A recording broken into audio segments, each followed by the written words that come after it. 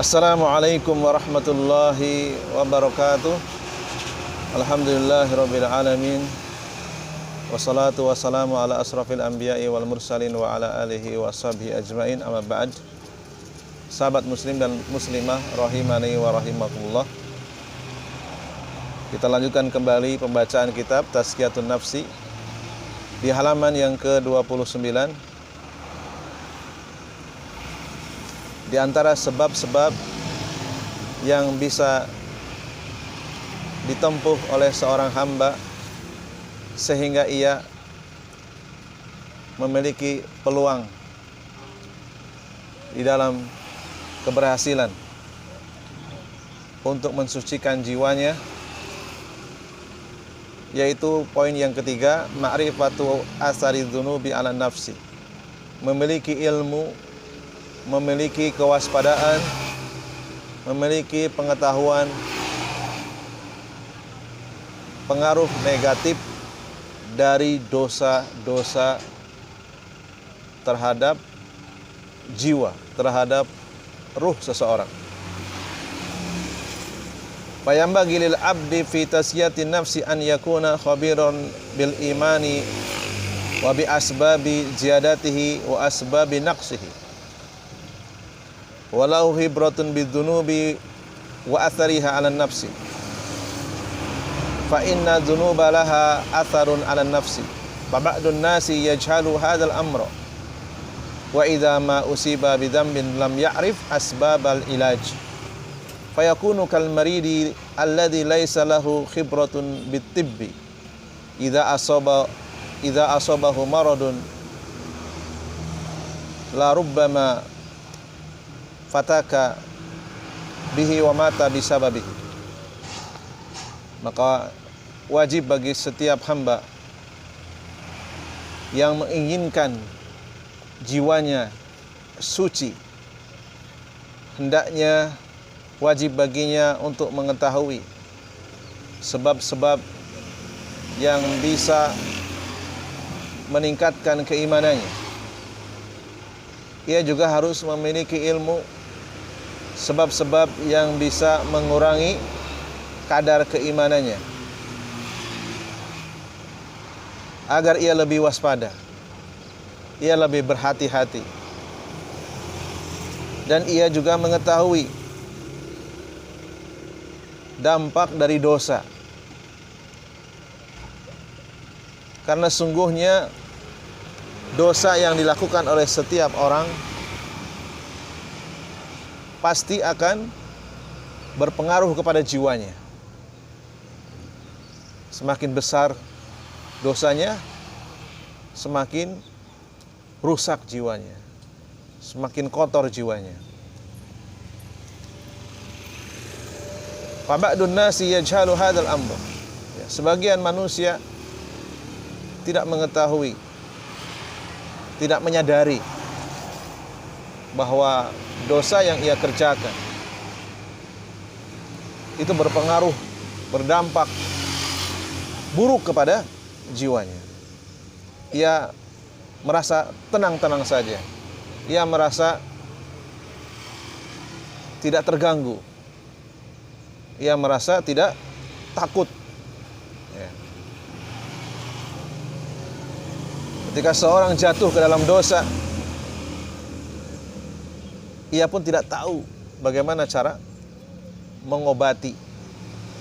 Karena sungguhnya orang yang melakukan dosa, orang yang berbuat maksiat, orang yang berbuat syirik, orang yang melakukan ibadah yang tidak mengikuti petunjuk Nabi, sungguhnya ia sedang melakukan dosa. Dan apabila ia tidak tahu bagaimana cara mengobatinya, karena sungguhnya orang yang melakukan dosa, jiwanya sedang mengalami sakit. Orang yang tidak tahu bagaimana mengobati jiwanya yang sedang sakit, maka tentunya akan membahayakan keadaan jiwanya. Seperti orang yang sedang mengalami sakit fisik, ia tidak tahu bagaimana cara mengobatinya, maka fisiknya akan bertambah parah, sakitnya akan bertambah parah. Bisa jadi akan menyebabkan kematian, akan menyebabkan ia binasa, karena ia tidak tahu bagaimana cara berobat. Demikian juga jiwa manusia. Ketika jiwa manusia itu dibiarkan terus-menerus dikotori oleh dosa, terus-menerus dirusak oleh maksiat yang ia kerjakan, maka akan bisa membinasakan, akan membinasakan pelakunya. Bahkan bisa menyebabkan seorang itu keluar dari Islam, akan menyebabkan seorang itu kufur, menyebabkan seorang menjadi orang yang munafik, menjadi orang yang fasik. Wa misalul khabiri bidunubi wa misalul khabiri bidunubi wa bi asbabi takfiriha wa asbabi mahwiha qad tabibi idza asabahu maradun sari'un ila ilajihi.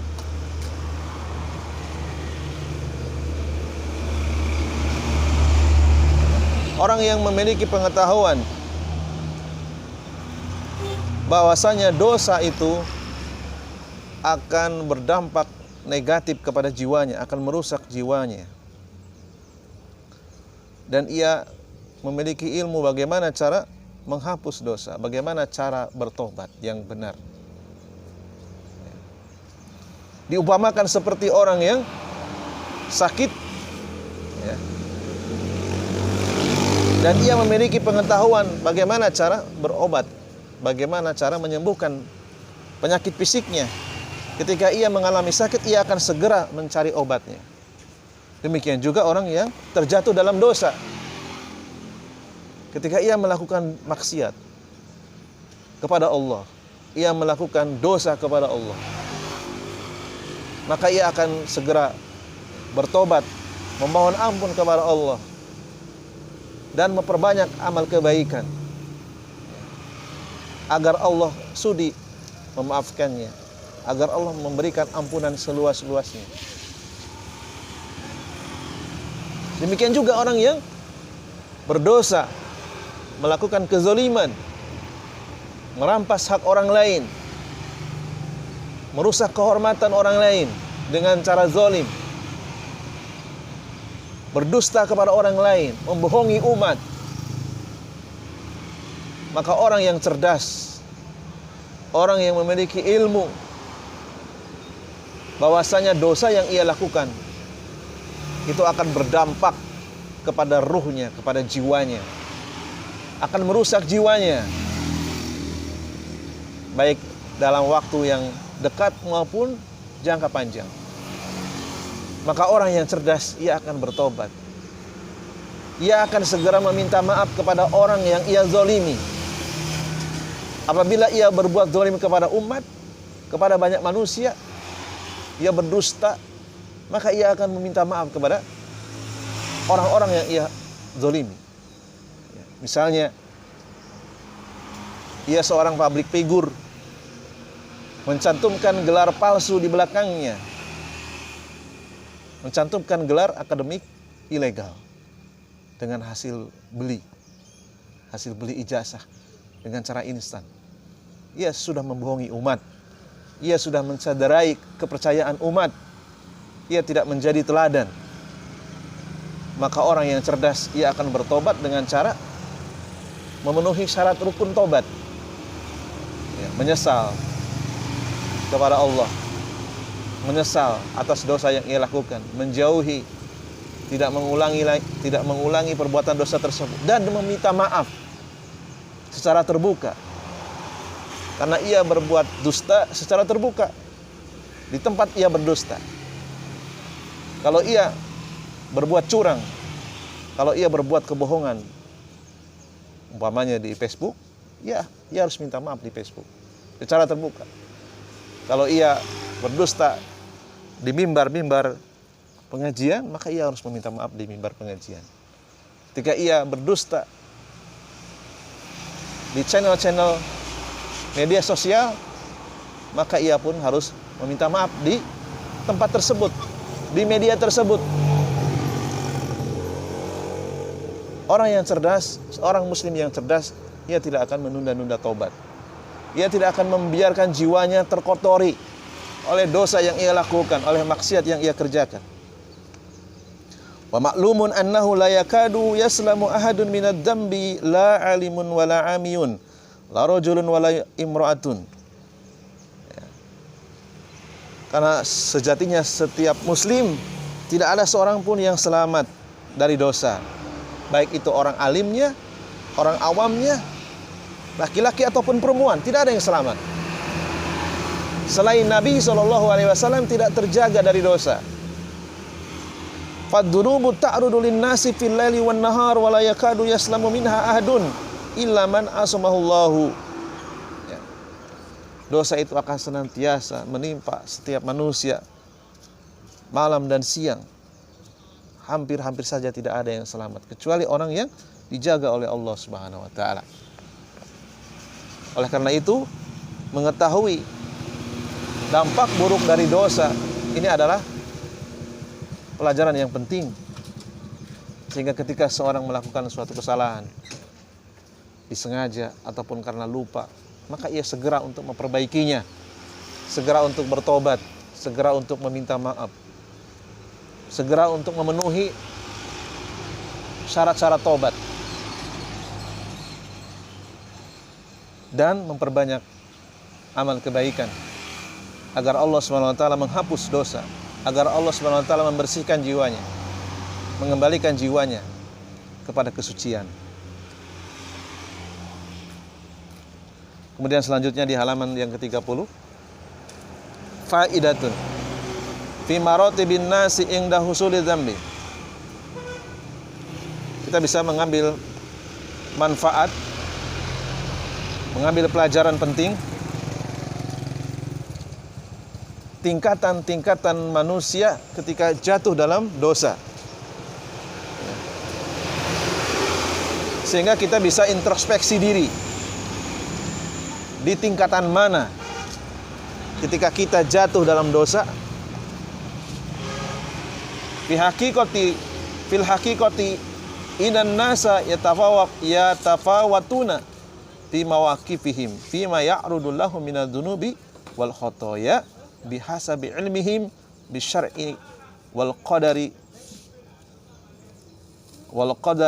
wa hum fi dzalika ala maratiba. Ya. Sungguhnya manusia itu berbeda-beda. Responnya itu berbeda-beda, sikapnya itu berbeda-beda.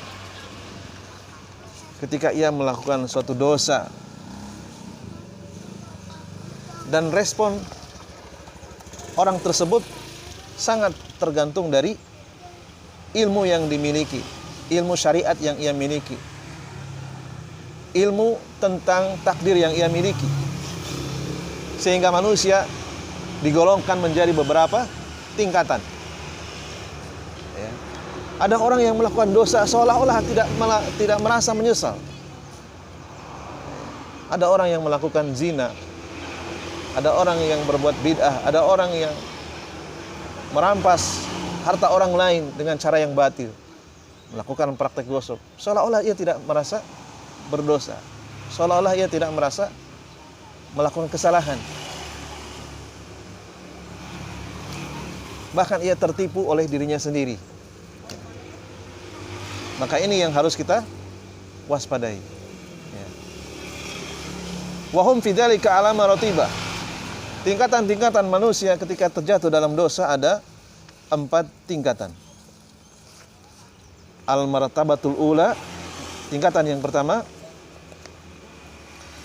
man idza a'rada lahu adz-dzambu nasabahu ila rabbih wastash'ara annahu majburun ala fi'lihi. Wa man kana hadha halu fi syabahun minal musyrikin alladzina akhbarallahu anhum biqaulihi sayaqulul ladzina asyraku law sya'allahu ma asyrakna wala abauna. Tingkatan yang pertama, ada manusia yang ketika ia jatuh dalam dosa, ia menyalahkan Allah sebagai penyebabnya. Ia tidak menyalahkan dirinya. menasabkan dosa tersebut kepada Allah. Bahkan ia merasa dirinya itu dipaksa melakukan dosa oleh Allah Subhanahu wa taala. Dan ini adalah tingkatan yang buruk, tingkatan yang paling jelek. Ia melakukan maksiat, ia berzina, ia berbuat syirik, ia berbuat bid'ah, ia melakukan praktek riba, ia menzolimi orang lain, merampas harta orang lain. Ia merasa dipaksa oleh Allah Subhanahu wa taala. Ini adalah tingkatan yang paling buruk, tingkatan yang paling jelek. Dan ternyata tingkatan yang pertama ini menyerupai atau serupa dengan orang-orang musyrik dahulu. Sebagaimana yang dikabarkan oleh Allah Subhanahu wa taala dalam surat Al-An'am ayat 148. Orang-orang musyrik mereka berkata, seandainya Allah berkehendak, tentu aku tidak akan berbuat syirik. Demikian juga nenek moyang kami tidak akan berbuat syirik. Perkataannya sama dengan orang-orang musyrik. Mereka dengan sombong, dengan angkuh, perkataan yang jelek yang keluar dari lisan mereka, tidaklah kami, kata orang musyrik, berbuat syirik karena kehendak Allah kami berbuat syirik. Tidaklah nenek moyang kami berbuat syirik melainkan karena kehendak Allah. Mereka mengkambing hitamkan Allah sebagai sebab mereka berbuat syirik. Tentunya ini adalah perkataan yang lancang, ya. Mereka menyandarkan kemusyrikan yang mereka lakukan kepada Allah. Fahada mauqiful jabariyati wa min talabbusi bi bid'atihim wa dhalalatihim. Idza asaba ahaduhum adzambu qala law sya'allahu ma qaddara alayya. Dan tingkatan yang pertama ini adalah